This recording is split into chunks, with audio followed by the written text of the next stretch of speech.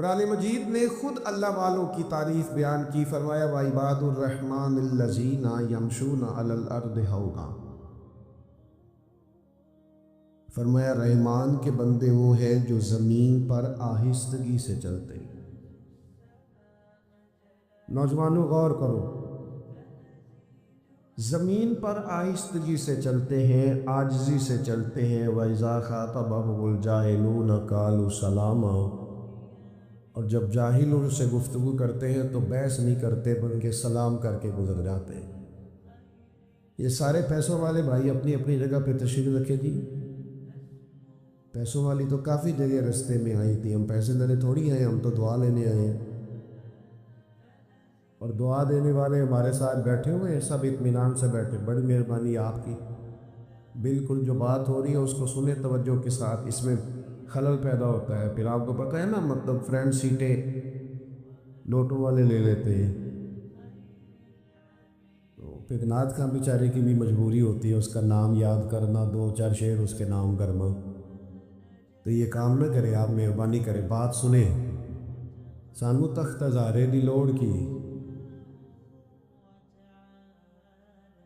نالے کی لگے شہر بگول دے نالے، اسی بھی اپنی بال کے سینگنے،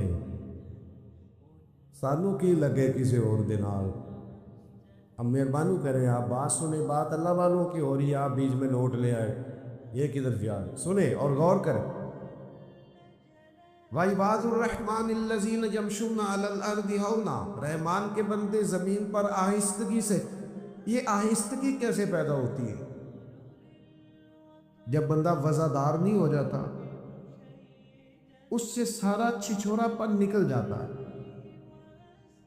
جب علم سے، معرفت سے اور راہ سلوک کی منازل کو طے کرنے سے اس کے دل میں قرار پیدا ہوتا ہے نا۔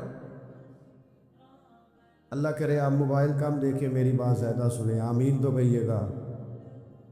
جب اس کی طبیعت میں قرار پیدا ہوتا ہے نا، یقین کامل کی دولت پیدا ہوتی ہے، اللہ کی ذات پر بھروسہ مضبوط ہوتا ہے، اس کا فہم مضبوط ہوتا ہے، وہ بے چینی سے، بے قراری سے، معاذ اللہ ہاتھ پھیلانے سے، وہ کسی کی طرف لالچ سے دیکھنے سے، حرص سے، حوث سے، طمع سے پاک ہو جاتا ہے نا، پھر وہ وفادار ہو جاتا ہے، قناعت پسند ہو جاتا ہے۔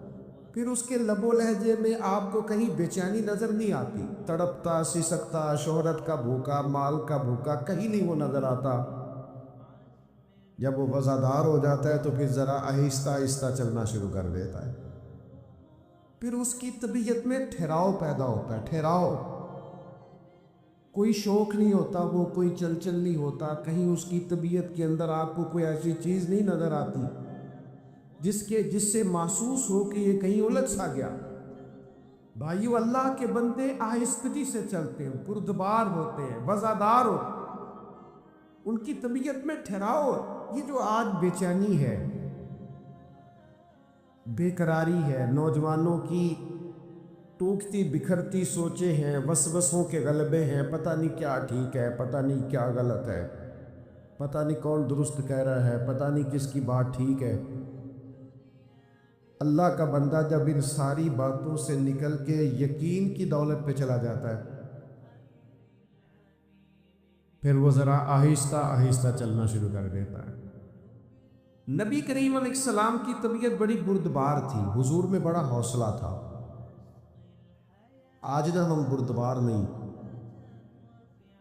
ہمارا دشمن، ہمارا مخالف ایک پوسٹ کرتا ہے ہمارے خلاف، کہ ہم اپنی ساری صلاحیتیں اس کو جواب دینے میں لگا دیتے ہیں، اصل کام رہ ہی جاتا ہے، پھر سارا ٹائم لگ جاتا ہے اس کو جواب دینے میں۔ اللہ کے بندے، اتنی فرصت کس کو ہے؟ اتنی فرصت کس کو ہے کہ ہر ایک کے منہ لگی؟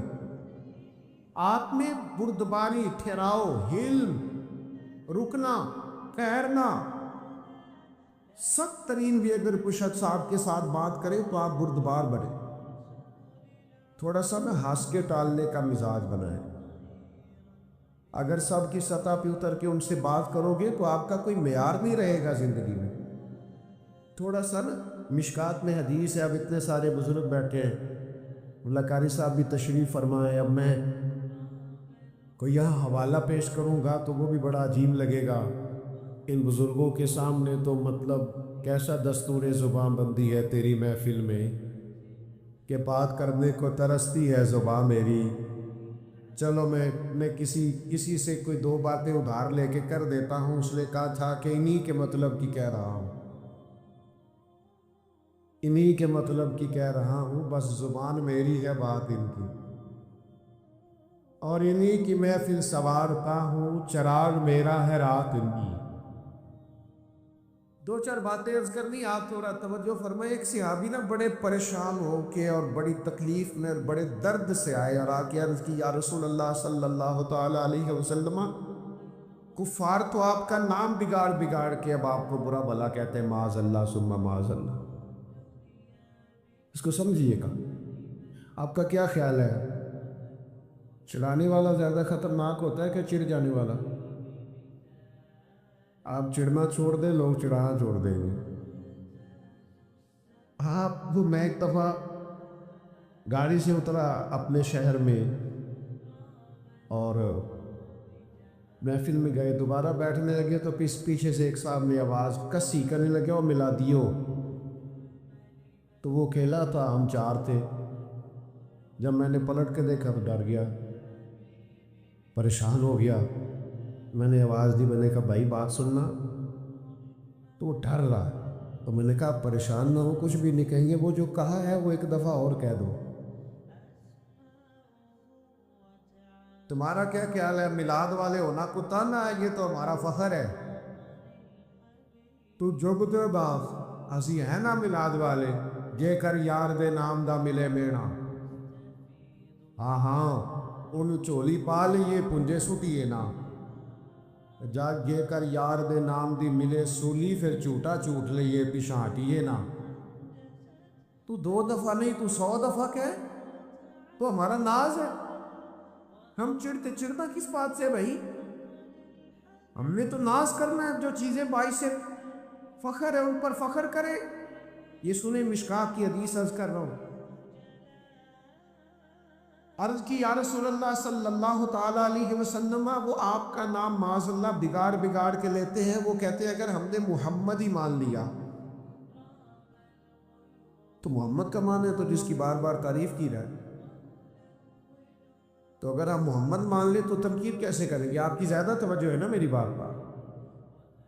انہوں نے نام بگاڑنا شروع کر دیا، تو وہ صحابی پریشان تھے اور ان کے لب و لہجے میں بڑی تکلیف تھی کہ ایسا کیوں کہا۔ تو اللہ کے محبوب بات سن کے مسکرائے، اور حضور نے جو جواب دیا وہ بڑا سمجھداری والا ہے اور قابل غور ہے اور توجہ کرنے والا ہے۔ میری طرف دیکھیے گا، محبوب فرمانے لگے، یشتمیون مزممم ویلعنون مزممم انا محمد۔ فرمایا وہ کسی مزمم کو برا بھلا کہتے ہیں، کسی مزمم کو معاذ اللہ گالی دیتے ہوں گے، وہ میں نہیں ہوں، میں تو محمد ہوں۔ حلم پیدا کرے، حلم۔ یعنی ایک یہودی عالم نے جان بوجھ کر رقم دی حضرت بلال کو ادھار، کم مجھ سے لے لے حضور کے مہمانوں کی، جان بوجھ کے دی۔ اور پھر جو بعد تھا اس سے 3 دن پہلے مطالبہ بھی کرنے لگا، پہلے ہی آ گیا لینے کے لیے، اور آ کے بات بھی بڑی سخت کی۔ حضور کھڑے تھے مدینہ منورہ کے چوک میں، جناب فاروق اعظم بھی حاضر بارگاہ، کہنے لگا وہ رقم دیں، تو محبوب نے فرمایا ابھی تو 3 دن باقی ہیں۔ اس نے بڑا سخت جملہ کہا، سخت، میں نقل نہیں کرتا، سخت جملہ۔ حضرت عمر نے تلوار نکال لی نیاؤں سے۔ حضور نے فرمایا عمر جلدی نہ کر، اس نے پیسے لینے، اس کا حق کیا تقاضا کرے۔ یہ ذرا بردباری تو دیکھو میرے نبی پاک کی، ذرا سی بات پہ ہاتھ پیر پھولتے ہیں نوجوانوں کے، ذرا پریشانی آئی نہیں اور یہ جناب بڑے بڑے سخت باتیں کرنے لگے، میں نے جی کے کیا کرنا ہے، رہ کے کیا کرنا ہے۔ آپ مومن ہیں؟ مومن اور ڈپریشن، مومن اور انزائٹی، مومن اور خوف، ایمان آتا ہی وہاں ہے جہاں انسان کو طاقتور کر دیتا ہے۔ یہ کہاں سے آ گئے سارے نام جو ہم نے رکھ لیے؟ غور کریں اور یاد رکھیں، اس نے بڑی سخت بات کی تو محبوب فرمانے لگے عمر اس نے پیسے لینے اس کا حق ہے، تو مجھے کیا جلدی دے دے، اسے کیا ذرا نرمی کرے، جا فلاں جگہ کھجوریں رکھی ہیں تول کے اس کا سارا قرض ادا کر دے، اور یہ جو تو نے ڈانٹا اور گھورا ہے نا تھوڑی کھجوریں زیادہ بھی دے دینا۔ حضرت فاروق اعظم تھوڑے مزاج کے جلالی تھے، کہتے میں چلا تو گیا اور کھجوریں بھی دے دی، تھوڑی زیادہ بھی دے دی۔ اب وہ یہودی عالم نا مجھ سے چھوٹے چھوٹے سوال کرنے لگا حضور کے بارے میں، میری طرف دیکھیے گا، وہ سوال کرنے لگا تو فرماتے ہیں میں اب غصے میں تھا، میں تلخ تلخ جواب دیتا۔ وہ سنو جوانو، وہ یہودی عالم کہنے لگا عمر یار مجھ پر جلدی نہ کر، میری مجبوری سمجھ، میں آسمانی کتابوں کو جاننے والا عالم ہوں، میں کوئی جذباتی فیصلہ کر نہیں سکتا تھا، میں نے نا آخری نبی کی جتنی علامات پڑھی تھی وہ ساری مدینے والے میں پائی جائے۔ ایک علامت حضور کی یہ پڑھی تھی کہ جیسے جیسے کوئی جہالت کرتا جائے گا نا حضور کا علم بڑھتا جائے گا، نبی پاک کی بردباری بڑھتی جائے۔ میں نے ساری علامتیں حضور میں دیکھ لی اور میری مجبوری سمجھ، میں اپنے آپ کو تسلی دینا چاہتا تھا، میں نے جان بوجھ کے ادھار دیا تھا، جان بوجھ کے پہلے تقاضا کیا تھا، عمر یار میرے ساتھ مہربانی کرنا، میں نے دیکھ لیا ہے جتنا حلم میں نے مدینے والے میں دیکھا ہے، جتنا ظرف میں نے حضور میں دیکھا ہے، جتنا حوصلہ کریم محبوب میں دیکھا ہے، اتنا میں نے کہیں نہیں دیکھا۔ اب اس طرح کر میرا سفارشی بن، مجھے ساتھ لے جا، میں نے حضور کا کلمہ پڑھنا۔ او بھائی کہاں اتنی بے چینی آ گئی، بے قراری آ گئی، اتنے پریشان آپ؟ میرا تو کہ دینی ماحول سے تعلق ہے اور زندگی میں بڑے بڑے مجمع مجھے دیکھنے کی اللہ نے توفیق دی، تو بعض لوگوں کو نا عادت ہو جاتی ہے میری طرح کے لوگوں کو اسٹیج پر بیٹھنے کی۔ آپ یقین کریں اپنی طرح کے بزرگوں کی بات نہیں کرتا، ان کو کبھی نیچے بیٹھنا پڑ گیا تو پریشان ہو جاتے ہیں۔ وہ خدا کے بندو، صدر ہی ہوتا ہے، وانے صدر میں ہو تب بھی صدر ہے، اپنے گھر میں ہو تب بھی صدر ہے، بردبار بنے، حوصلہ کریں۔ آپ یقین کریں کبھی صوفیاء کا اسٹیج اس پر تنقید نہ ہوتی اگر ہم نے خوشامد کا دروازہ نہ کھولا ہوتا۔ نقیب محفل کا تو یہ کہنا ہوتا تھا کہ فلاں صاحب آئیں گے، اب وہ یہ کریں گے، نعت پڑھیں گے یا تلاوت کریں گے یا بیان کریں گے، لیکن وہ قصیدہ خوانی، وہ القابات کی بھرمار، وہ تو حوصلہ تو کر، تھوڑا بردبار تو بن۔ خوشبو بتایا نہیں کرتی، خوشبو تو آیا کرتی ہے، اگر کوئی چیز ہوگی تو پتہ چل جائے گا۔ یہ چھلک چھلک کے بتانا اور کھل کھل کے بات کرنا اور اظہار کرنا اور کوئی تعریف نہ کرے تو اپنی کرنے لگ جانا، شکر ہے جی اللہ کا، فلانا کا بھی میں نے کیا، تو نہ تعریف کر، یہ کسی کو کرنے دے، یہ ٹھیک نہیں رہے، تھوڑے بردبار بنے، تھوڑا حوصلہ۔ اللہ والوں میں نا حوصلہ بڑھ پلک بھلا کتنا حوصلہ ہوتا ہے اللہ والوں میں، ایک اللہ والے نہیں بتایا ہے۔ حضرت سلطان باہو فرماتے ہیں اللہ والوں کا سینہ اتنا بڑا ہوتا ہے کہ دل دریا سمندروں ڈوبے کہ کون دلا دیا جانے، اور ایک مقام پہ فرمانے لگے 14 طبق ساڈے دلے دے اندر، اسی تمبو وانگو تانے۔ بھائی تھوڑا ٹھہراؤ پیدا کریں، میں کیسے آپ کے سامنے یہ بات رکھوں کہ دنیا میں وہ کتنا کم نصیب بیٹا ہوگا کہ جس کا باپ بھی اس سے بات کرتے ہوئے ڈرے کہ پتہ نہیں تلخ جواب ہی نہ مل جائے، وہ کتنا بد نصیب ہے جس کی ماں بھی 2-4 دفعہ سوچے کہ بات کر لو اس سے اور مجھے کہہ دینے دو تو صوفیاء کا ماننے والا ہے، تو کسی آستانے کا مرید ہے اور تیرا لب و لہجہ اتنا تلخ ہے، وہ جی فلاں صاحب جلالی ہوتے ہیں، میں اس کو کھڑا کرتا ہوں نا کسی مالدار کے سامنے تو پتہ چل جاتا ہے جلال کتنا ہے، ابھی کھڑا کرتے نا کسی آفیسر کے سامنے تو سمجھ آ جاتی ہے اس کے اندر روب کتنا ہے۔ آپ کو جلال غریب آدمی پہ آتا ہے، مسکین پہ آتا ہے، کمزور پہ آتا ہے، یہ کیسا غصہ ہے جو اتنا سمجھدار ہے کہ دیکھ کے آتا ہے تھوڑے بردبار بنے، تھوڑے سہنے کا مزاج بنائے۔ رب کے بندوں کے سینے بڑے کشادہ تھے، ٹبے پہ بیٹھ کے ساری عمر گزار دیتے تھے۔ دیکھ لو آج بھی جہاں صوفیاء کے مزارات ہے، آج اس کے پاس 4 پیسے آتے ہیں فوراً ہجرت نہیں کرتا شہر میں، اور شہر میں 4 پیسے آ جائیں تو فوراً کسی اچھی سوسائٹی میں منتقل نہیں ہو جاتا۔ دیکھ لو آج بھی بابا فرید کا وطن کہاں ہے، جا کے دیکھو حضرت سلطان باہو کا قیام کہاں ہے، وہ دیکھو کہاں لوگ بیٹھے رہے لیکن بڑی بردباری سے، بڑے حوصلے سے مقابلہ کیا زندگی میں۔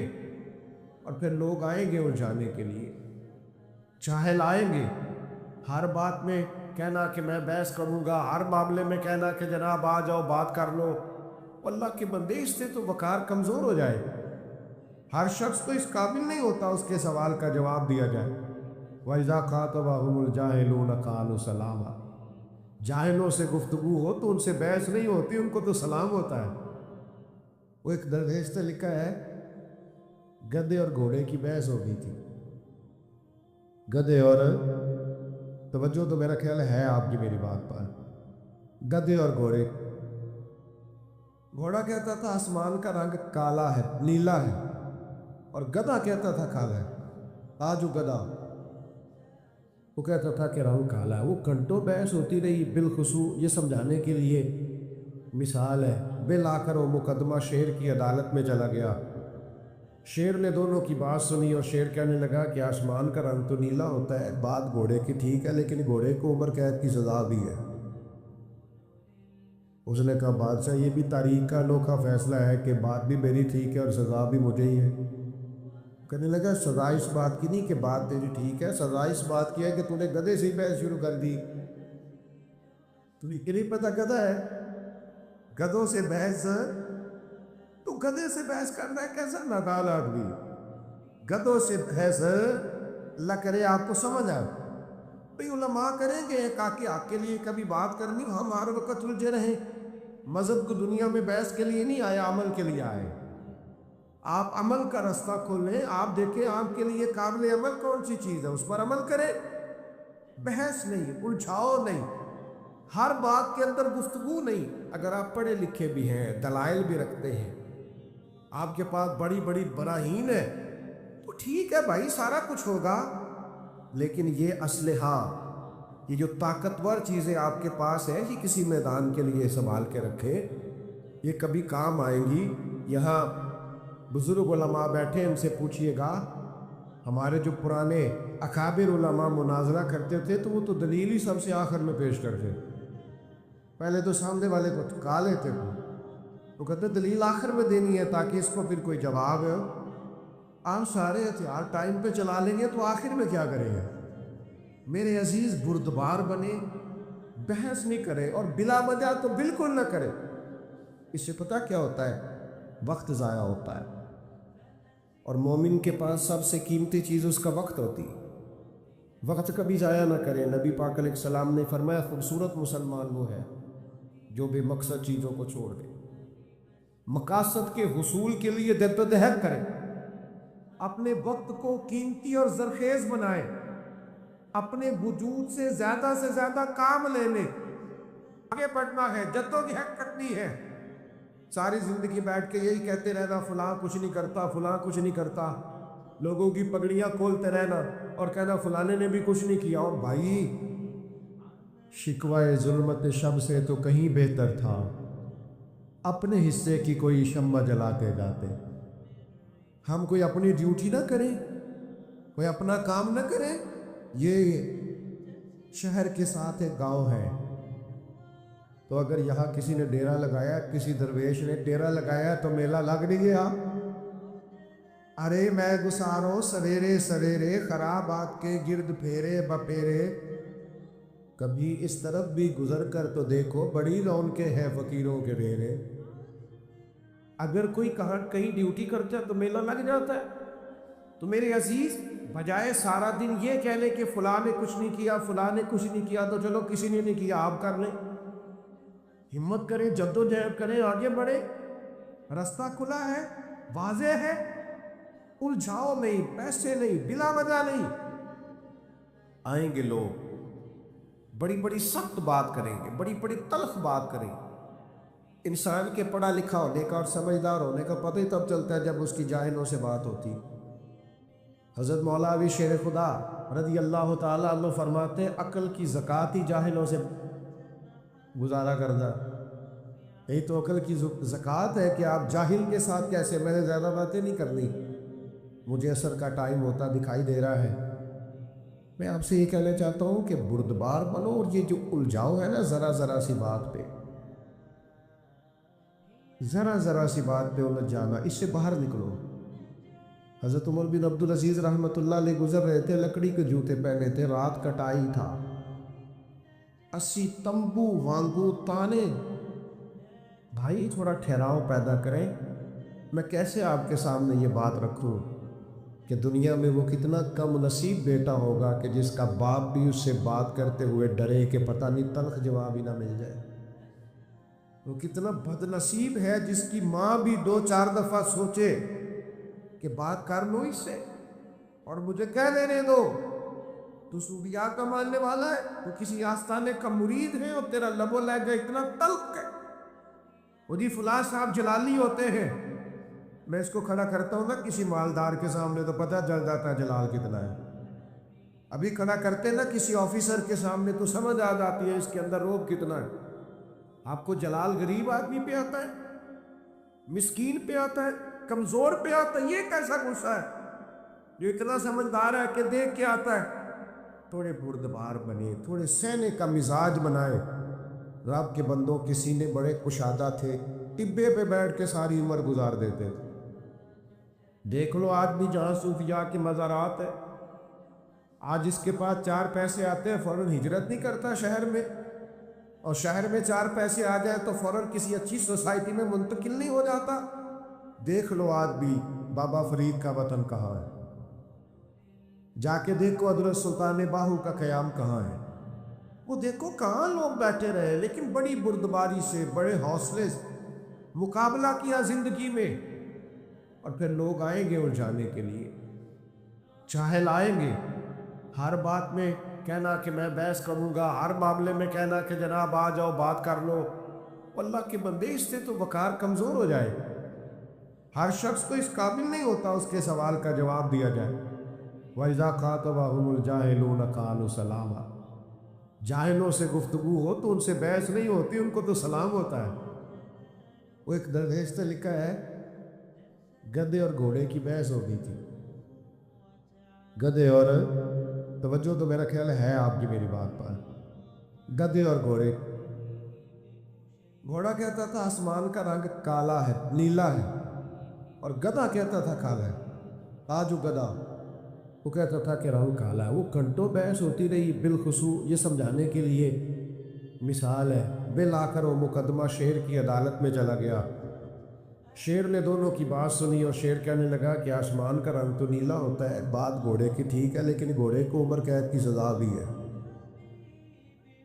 اس نے کہا بادشاہ یہ بھی تاریخ کا انوکھا فیصلہ ہے کہ بات بھی میری ٹھیک ہے اور سزا بھی مجھے ہی ہے۔ کہنے لگا سزا اس بات کی نہیں کہ بات تیری ٹھیک ہے، سزا اس بات کی ہے کہ تو نے گدھے سے ہی بحث شروع کر دی۔ تمہیں نہیں پتہ گدھا ہے، گدھوں سے بحث، تو گدھے سے بحث کرنا ہے، کیسا نادان آدمی، گدھوں سے بحث اللہ کرے آپ کو سمجھ آئے۔ بھئی علماء کریں گے کہ حق کے لیے کبھی بات کرنی، ہم ہر وقت الجھے رہیں۔ مذہب کو دنیا میں بحث کے لیے نہیں آیا، عمل کے لیے آئے۔ عزیز دوستو، جس طرح ایک شرک اکبر ہے نا کہ اللہ کے ساتھ کسی کو عبادت کے لائق سمجھنا، اسی طرح ایک شرک اصغر بھی ہے، وہ ہے تصنع کرنا، بناوٹ کرنا، ریاکاری کرنا، دکھلاوا کرنا۔ اس کو بھی شرک اصغر کہا گیا۔ اللہ چونکہ وحدہ لا شریک ہے تو اخلاص کو پسند کرتا ہے، فقط اس چیز کو قبول کرتا ہے جو خالص اللہ تعالیٰ کی رضا کے لیے کی جائے۔ ساری زندگی انسان کسی چیز کو دین سمجھ کر کرے، لیکن اس میں تصنع پیدا کر لے، ریاکاری اور دکھلاوا پیدا کر لے، اللہ کی بارگاہ میں وہ قابل قبول نہیں۔ تھوڑا کام کیا جائے لیکن فقط اللہ کی رضا کے لیے کیا جائے۔ آپ دیکھیں کہ اگر امام غزالی ایک بڑی خوبصورت مثال لکھتے ہیں، وہ فرماتے ہیں کہ ایک ریاکاری کی مثال یوں سمجھو، ریاکاری پر سزا ملنے کا معنی یوں سمجھو کہ ایک پہرے دار سے ایک بادشاہ بڑا راضی تھا کہ یہ تو رات بھی ساری کھڑا رہتا ہے اور میری حفاظت کے لیے تلوار اس لیے تانی ہوتی ہے۔ بادشاہ بڑا اس سے خوش تھا، انعام و اکرام دینا چاہتا تھا اور دیتا بھی تھا، لیکن اچانک بادشاہ کو اگر یہ خبر ملے کہ یہ جو پہرے دار رات بھی ساری جاگتا رہتا ہے یہ میرے لیے نہیں جاگتا بلکہ معاذ اللہ اس کی تو کسی کنیز پر نظر ہے، اس لیے اس نے رات کی ڈیوٹی طلب کی، تو فرماتے ہیں اب بتاؤ بادشاہ اسے کیا سزا دے گا؟ اس نے کتنا اعتماد کیا، کتنا اس نے اس کے ساتھ محبت کی، کتنا اس سے پیار کیا، وہ کیا نکلا؟ ہمارا بھی یہ معاملہ ہوتا ہے کہ ہم اگر کسی شخص پر بڑا اعتماد کرتے ہیں، اس سے بڑی محبت کرتے ہیں، لیکن اگر ہمارا اعتماد ٹوٹتا ہے ہمیں تکلیف ہوتی ہے۔ نبی پاک علیہ الصلوۃ والسلام نے فرمایا سب سے بڑی زیادتی یہ ہے تمہارا اپنے بھائی کے ساتھ ظلم، یہ ہے کہ تم اس کے ساتھ کسی معاملے میں جھوٹ بول رہے ہو اور وہ تمہیں سچا سمجھ رہا ہو، یہ بڑا جھوٹ ہے تمہارا۔ مخلص زندگی جو ہوتی ہے نا، اخلاص والی، وہ قابل قبول ہوتی۔ اپنی زندگی سے ہر قسم کی تصنع کو ہٹائیں، ہر قسم کی بناوٹ کو ہٹائیں، ہر قسم کی جو ظاہری زیب و زینت ہے، جو ملمہ سازی ہے، اس کو دور کریں۔ دینی کام بھی اگر اللہ کی رضا کے لیے نہ کیا جائے تو وہ دنیا بن جاتا ہے، اور اگر بظاہر وہ کام دنیا کا ہو لیکن کیا رب رسول کی رضا کے لیے جائے، اللہ رسول کی رضا کے لیے۔ دیکھیں نا، ایک آدمی تجارت کر رہا ہے، بظاہر تو وہ کاروبار کر رہا ہے، پیسے کما رہا ہے، بظاہر تو وہ کام کر رہا ہے جس کو عام مفہوم میں لوگ دنیا داری کرنا کہتے ہیں، لیکن حضور علیہ السلام نے فرمایا جو سچا تاجر ہوگا نا، سچا تاجر، اللہ قیامت کے دن اسے نبیوں کے ساتھ جگہ عطا فرمائے گا۔ وہ تجارت کر رہا ہے پر کر سچائی کے ساتھ رہا ہے، لوگوں کو صحیح چیز دے رہا ہے، تو اللہ تعالیٰ اسے کوئی اور رستہ نہیں ہے عورتوں کے گزرنے کی گلی، کوئی اور نہیں۔ ادھر انتظام کیا نا، اس لیے نہیں بڑا عجیب اس سارے کا، دوستان کہہ رہے پیچھے چل جاؤ، لیڈیز کا ادھر ہوں گا، تو یہاں سے کوئی راستہ رکھا ہے نکلنے کا عورتوں کا؟ عورتیں ادھر بیٹھ رہی ہیں، ہاں تو ادھر سے نہیں ہے نا، وہ اس گلی سے آ رہی ہیں۔ اللہ آپ کو سلامت رکھے۔ خواتین کے لیے کو الگ بندوبست ہو جائے گزرنے کا تو وہ اچھی بات ہے، اللہ آپ کو سلامت رکھے۔ چلے، میں جو بات عرض کر رہا تھا اس پر آپ کی توجہ دلاتا ہوں کہ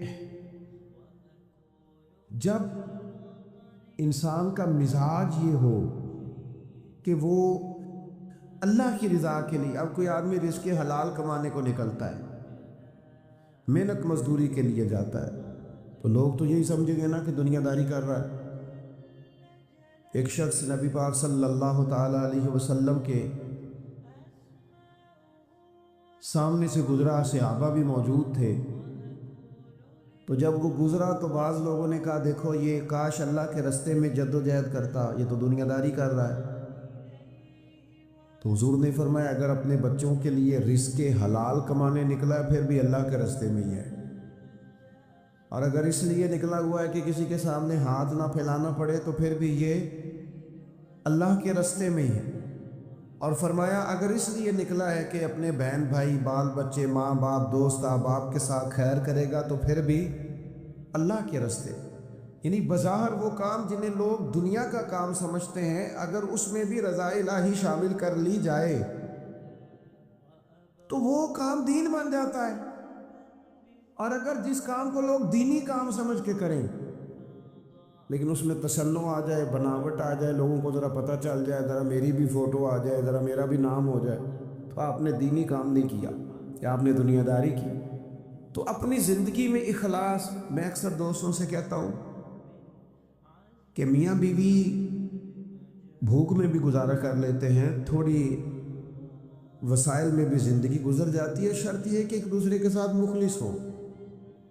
लेकिन अगर ख़ातून को पता चले कि मेरे साथ मुखलिस नहीं है और खामद को पता चले कि मेरे साथ मुखलिस नहीं है, तो वो घर नहीं चलता। तो अगर इखलास ना हो तो एक घर नहीं चलता, तो पूरा दीन कैसे चलेगा। अपनी ज़िंदगी में, अपने मिजाजों में इखलास, बहुत सारी हमारी परेशानियों का सबब हमारा दिखावा है। और मैंने देखा है ये जो दिखावा करने वाले हैं बेचारे, ये बड़े डिस्टर्ब लोग हैं,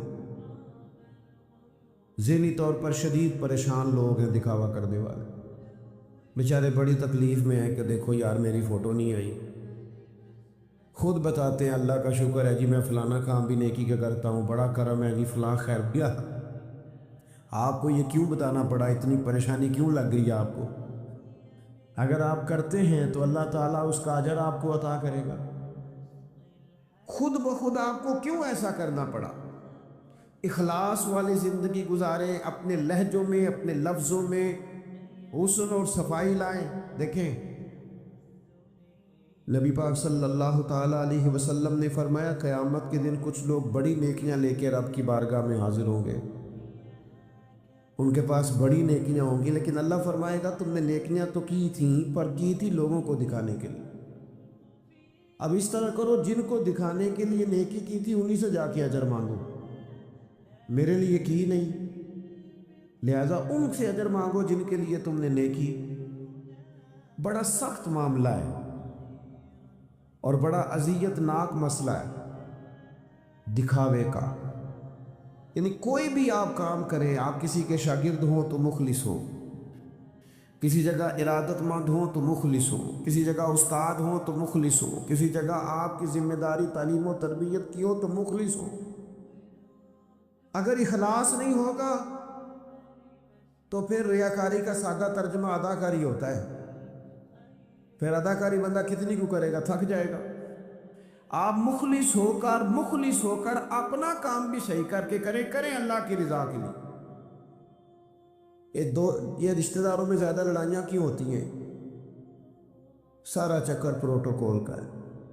मुझे आगे नहीं किया, मेरा नाम नहीं लिया। अगर इखलास हो जाए ना यार, मैंने अल्लाह की रज़ा के लिए सिला रहमी कर दी, तो फिर तो मेरे नबी पाक ने फरमाया, जो तुमसे तोड़े उसे जोड़ो, जो तुम्हें महरूम करे उसे अता करो। फिर तो अंदाज और हो जाता है। इखलास जो होता है वो असल होता है, इखलास जो होता है वो हुस्न होता है। और नबी पाक अलैहिस्सलाम ने फरमाया, मुखलिस हो जाओ, खालिस हो जाओ अल्लाह की रज़ा के लिए, तुम्हारा थोड़ा अमल भी तुम्हें किफ़ायत कर जाएगा।